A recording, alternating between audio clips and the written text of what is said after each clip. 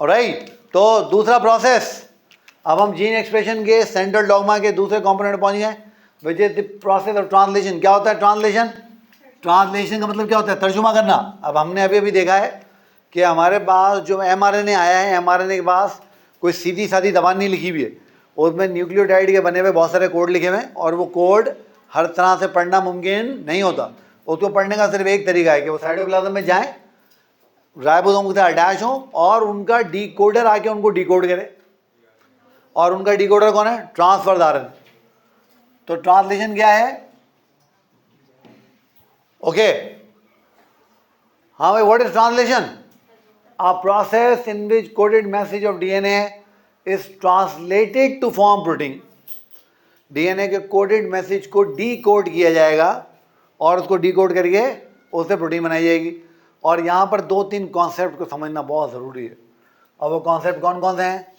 इसके लिए हमें ज़रूरत पड़ने वाली है किसकी? इसके लिए हमें ज़रूरत पड़ने वाली है सबसे इम्पॉर्टेंट राइबोसोम्स की। राइबोसोम्स के बगैर ये काम नहीं हो सकेगा। इसलिए राइबोसोम जो होते हैं, ये प्लूरल के लिए भी यही इस्तेमाल होता है।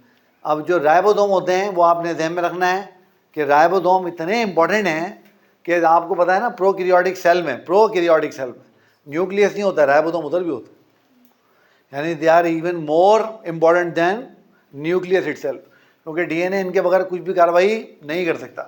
अब राइबोसोम आपको पता है 2 कंपोनेंट से मिलकर बने होते हैं। एक इसके अंदर होता है राइबोसोमल आरएनए, जो आपकी इतला के लिए अर्थ है दुनिया का सबसे ज़्यादा पाया जाने वाला आरएनए है।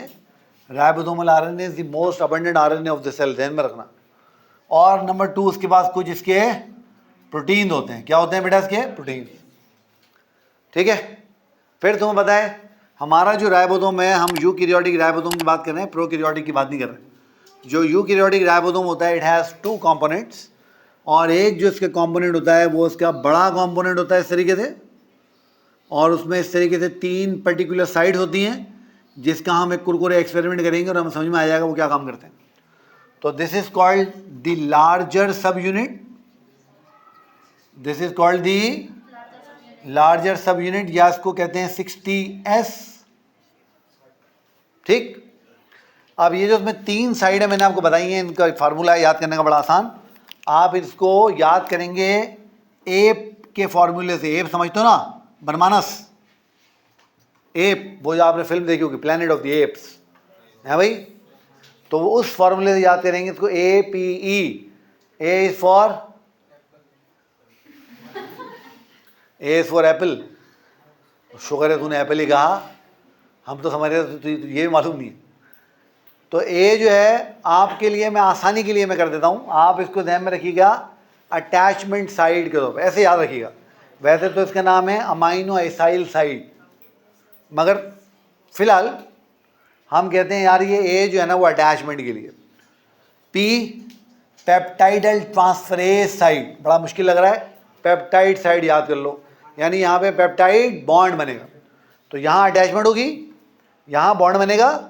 ई फॉर एग्जिट, यहाँ से बोलेंगे बेटा चल निकल, तेरा काम हो गया पूरा। ठीक है, ये डिटेल बात करेंगे अपन इसकी क्या क्या काम करते हैं। और दूसरा इसका सब यूनिट, इसका छोटा सब यूनिट इस तरीके से, और याद कर लो इस छोटे सब यूनिट के साथ ही mRNA आके अटैच होगा, और जब mRNA से आके अटैच होगा फिर ये लार्जर सब यूनिट आएगा काम करने के लिए, उसके बगैर ये नहीं आएगा। इसको कहते हैं स्मॉलर सब यूनिट, स्मॉलर सब यूनिट, और ये होता है जनाब अली 40S। क्या होता है? 40S, वो आपको मालूम है ना। और इन दोनों के बीच में पेस्ट हो जाएगा, क्या? इन दोनों के बीच में पेस्ट हो जाएगा आपका mRNA, वो पेस्ट हो जाएगा। दूसरी चीज़ जो आपको इसको पता होना चाहिए, बहुत ज़रूरी है पता होना, वो है ट्रांसफ़र RNA, जिसको उर्फ़ आम में मशहूर मारूफ tRNA कहा जाता है। अब सवाल ये पैदा होता है कि इसको ट्रांसफ़र RNA या tRNA क्यों बोल रहे हैं? क्योंकि ये ट्रांसफ़र करता है अमाइनो एसिड्स को। किसको ट्रांसफ़र करता है? तो ये कैरी करता है अमाइनो एसिड्स। ये क्या करता है बेटा? कैरी करता है अमाइनो एसिड्स, और जब प्रोटीन सिंथेसिस हो रही होती है तो ये आता है और आके क्या करता है? ये आके, शाबाश, ये आके कोड को रीड करेगा और कोड को रीड करके प्रोटीन बनाएगा। तो असल में जो ये एंटीकोडॉन का काम भी करता है, तो वर्क एज एंटीकोडॉन, यानी वो जो हमने डीएनए के मैसेज को जो आरएनए के पास से रीड करना है ना, वो डिकोडिंग का काम कौन करेगा? सारा ट्रांसफर आरएनए करेगा। तो ये एंटीकोडॉन का काम करता है। क्या मतलब? डिकोड करता है, decoding of codon, that is message of DNA. और आप समझ रहे हो कि जब ये हो जाएगा तो क्या होगा? प्रोटीन बन जाएगी। जब ये हो जाएगा तो प्रोटीन बन जाएगी।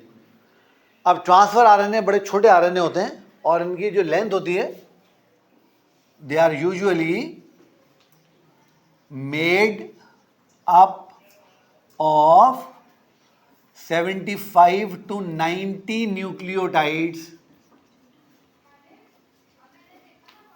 सही है? कितने न्यूक्लियोटाइड होते हैं इसके अंदर? 75 to 90 होते हैं, आमतौर पर इससे ज़्यादा नहीं होते। थोड़ा सा इसका स्ट्रक्चर हम समझ लेंगे तो हमारी ज़िंदगी ज़रा आसान हो जाएगी, वरना ये हमारे लिए ट्रबल करेगा। देखें क्या होता है। होता ये है कि अगर मैं ट्रांसफर आरएनए का स्ट्रक्चर बनाऊं, जो किताब में अल्हम्दुलिल्लाह इन्होंने नहीं दिया हुआ, दुनिया की हर फजूल बात लिख दी है, काम की बात कोई नहीं लिखी। देखें तो क्या होता है, हम इसको शुरू करेंगे इसके 3 प्राइम एंड से। कहाँ से शुरू करेंगे? ये इसका 3 प्राइम एंड है। क्या है बेटा इसका? और ये जो 3 प्राइम एंड है ना, बल्कि मैं इसको यहाँ नहीं लिखता, रुक जाओ, मैं इसको किसी और जगह लिखता हूँ। चलो मैं इसको यहाँ लिख देता हूँ। ये इसका 3 प्राइम एंड है।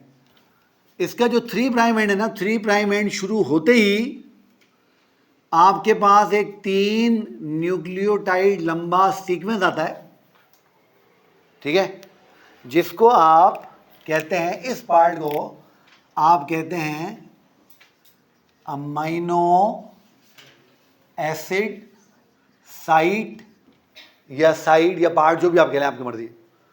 क्यों? क्योंकि ये वो जगह है जहां पे ट्रांसफर आरएनए के साथ अमाइनो एसिड अटैच होगा। वो जो भी अमाइनो एसिड हो, ये हो गया आपका अमाइनो एसिड। तो अब जहन में रखना, अगर एमसीक्यू आ जाए, कोई सवाल पूछ ले कभी, तो ट्रांसफर आरएनए के 3 प्राइम एंड पे अमाइनो एसिड अटैच होता है। कौन सा एंड पे? 3 प्राइम एंड पे। उसके बाद ये चलेगा आगे। अब मैं इसको एक ही बना लूँगा, सिंगल। ये मैंने आपको समझाने के लिए कि 3 न्यूक्लियोटाइड की लेंथ होती है, मैंने बड़ा बड़ा कर दिया है। अब मैं इसको सिंगल लेके चलता हूँ आगे। अभी आगे चलेगा, आगे चलेगा, आगे चलेगा। Then it forms the first loop. ये इसकी पहली लूप आएगी इस तरीके से। ये इसका पहला लूप हो गया। और ये जो पहला इसका लूप आप देख रहे हो ना, इसको कहते हैं टी साइट। क्या बोलते हैं बेटा इसको? T site. याद कर लें, टी साइट राइबोसोम्स की रिकग्निशन के लिए होती है। किस लिए होती है? ये इससे रिकग्नाइज करता है राइबोसोम को, यानी जो राइबोसोम पे एमआरएनए लगा है उसके पास उसको जाना भी है या नहीं जाना है ना भाई। यानी ये समझो, ये दावत का कार्ड है, शादी की दावत आई है, ये उसका कार्ड है। इस कार्ड पे पता होगा तो जाएगा, वरना वो नहीं जाएगा। उसके बाद ये क्या करेगा? उसके बाद चलेगा आगे।